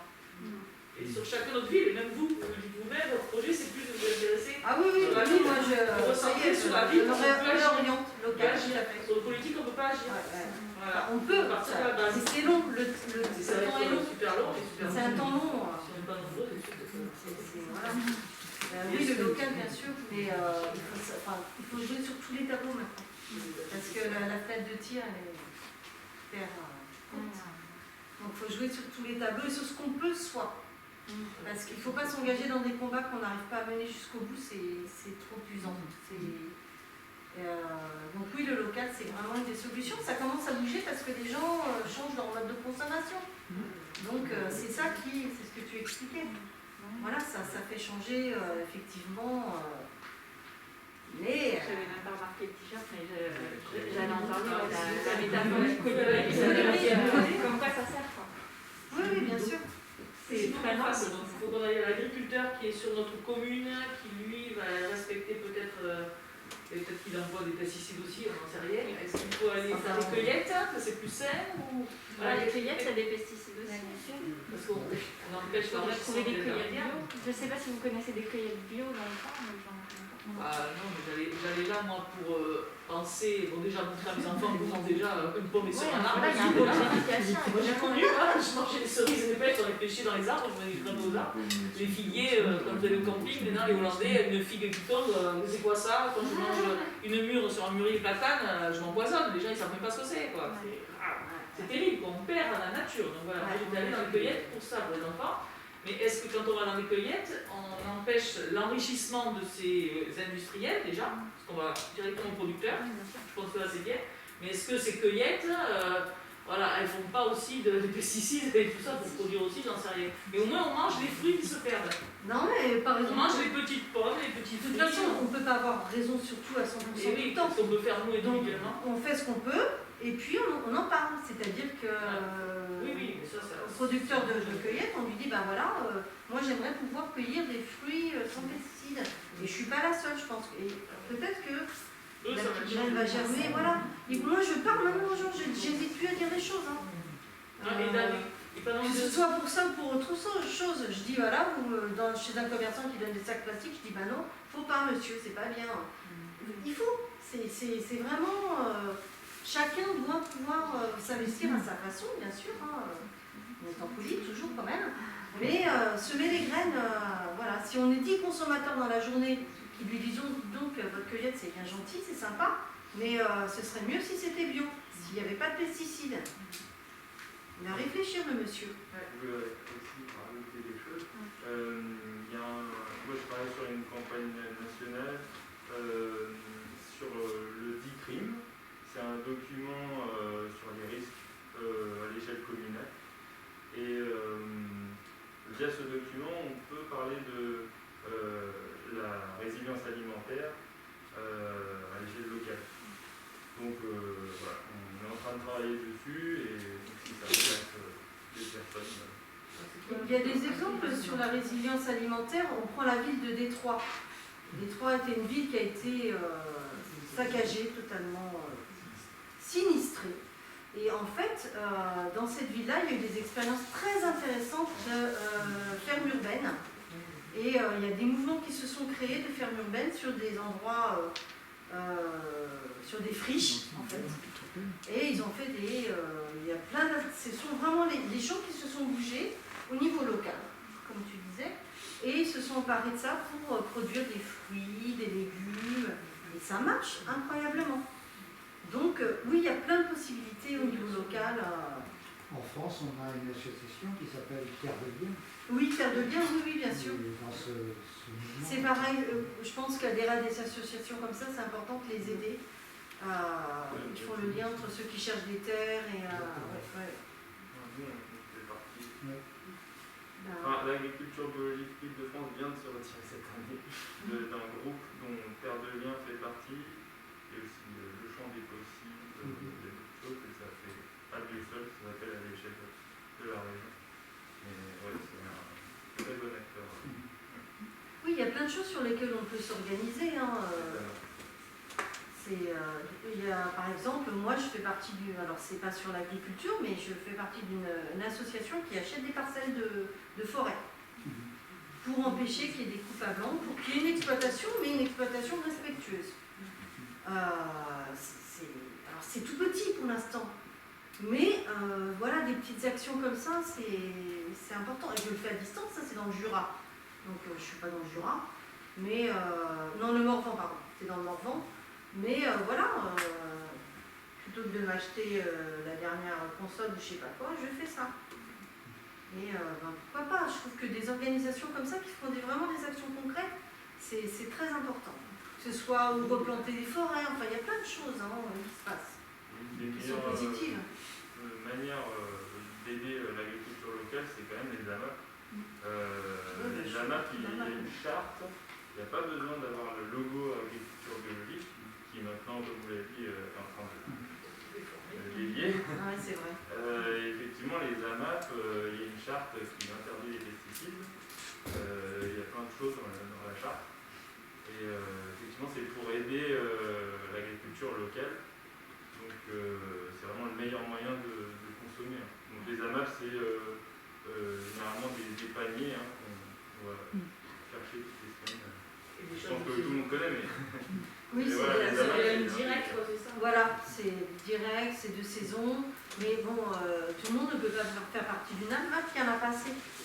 Mais oui, parce que c'est un problème de terre aussi. Ben, bien sûr. Il faut augmenter le nombre des paysans, donc forcément, et le problème c'est que ça a eu beaucoup de succès en fait, et maintenant les listes d'attente sont très très longues. Les listes d'attente sont longues, tout à fait.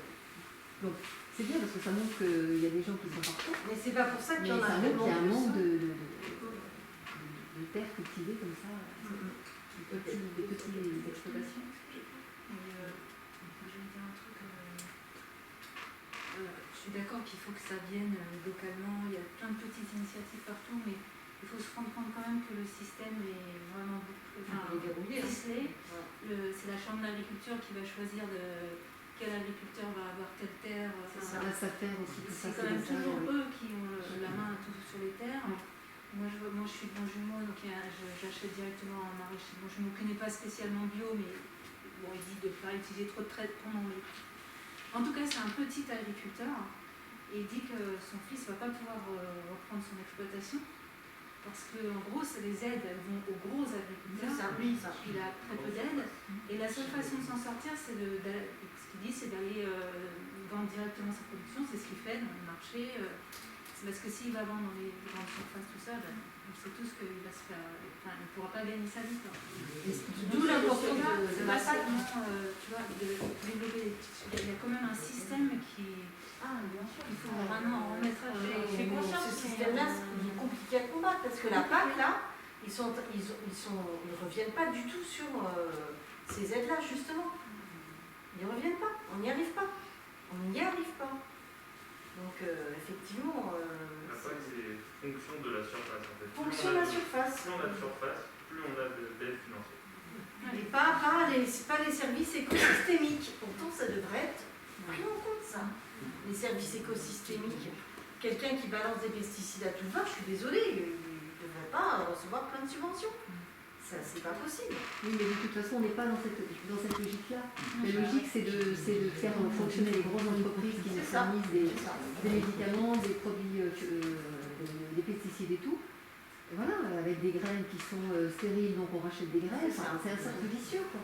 Et quand ça continuera de tourner, on va dans le mur, quoi. Il faut faire sauter la machine. Il faut faire sauter la machine. Mais comment, là ? Il faut un autre système. Mais c'est compliqué. Je pense que ça sautera à un moment, mais quand on est forcé, ça fera très mal. Et je reviens sur cet agriculteur qui nous dit la sécheresse, on n'en parle pas, là, la sécheresse de cette année qui est vraiment terrible.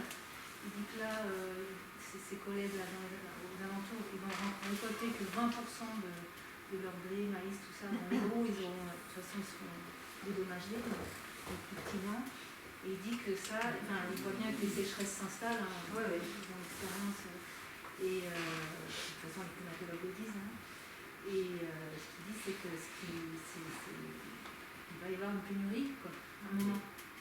Il va y avoir un gros problème, quoi. Oui, on aura beau avoir essayé on aura beau avoir eu des petites initiatives, tout ça, il va y avoir un gros problème sur l'alimentation. Le manque d'eau va se faire sentir, oui, bien sûr. Nous, je travaille sur le DICRIM. Sur Le DICRIM, donc c'est le document sur les risques à l'échelle communale, qui est obligatoire s'il y a un risque. On va faire. A priori, il y a un petit risque qui va arriver. Mais en mairie, déjà, il n'y a pas. Non, c'est conseil municipal, quoi, pour l'environnement, pour des trucs comme ça. On peut les sensibiliser, je sais pas. Oui, on va planter des fleurs. Je suis pas à la retraite, je m'en vais pas, mais On va planter des fleurs. Comestibles, peut-être, je ne sais pas. Peut-être, je sais pas. Notre campagne, c'est vraiment de parler de ce DICRIM en envoyant une lettre, en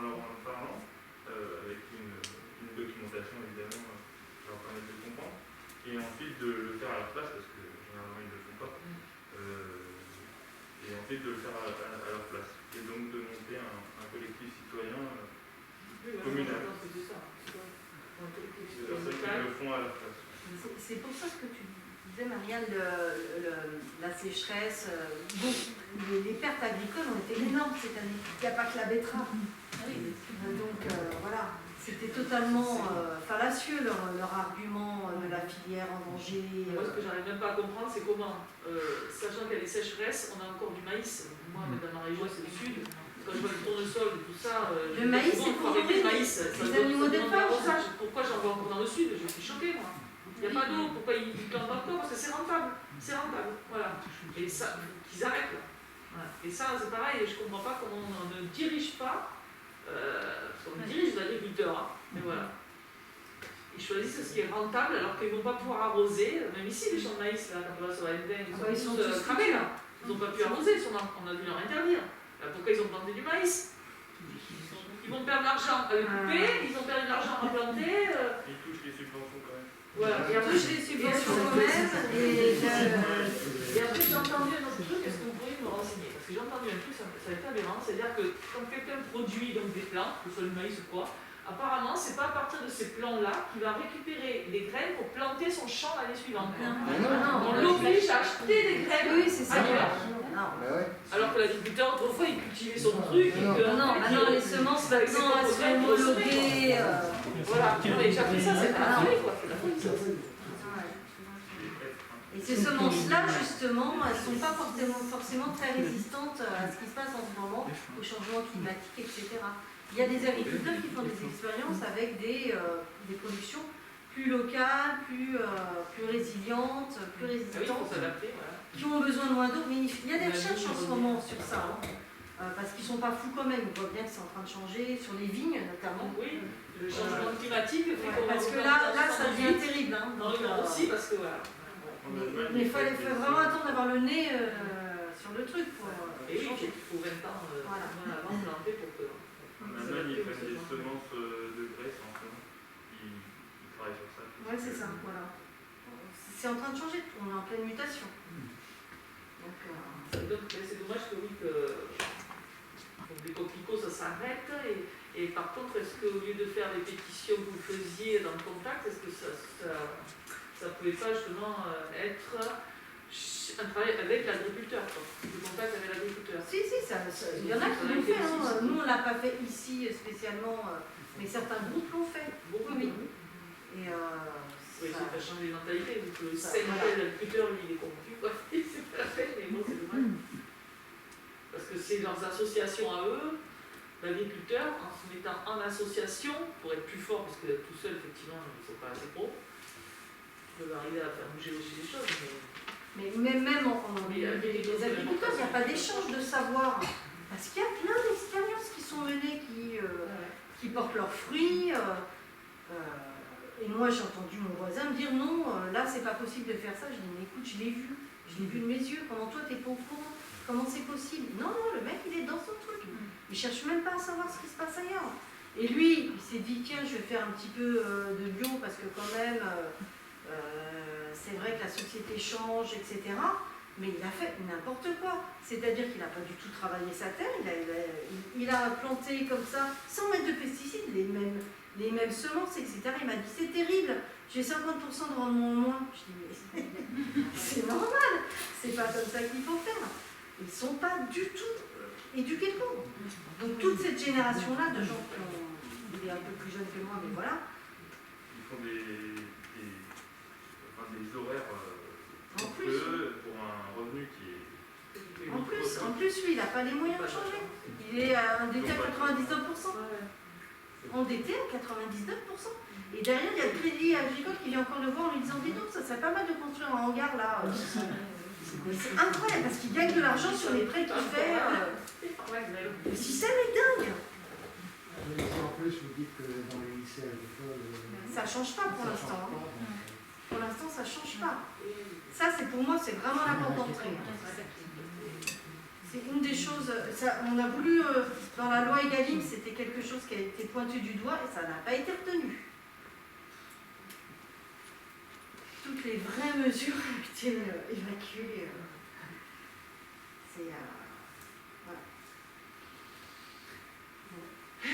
voilà, et Qu'est-ce le qu'on peut faire constat. pleurer avec vous là S'il y en a qui sont intéressés par la campagne du crime, vous allez voir.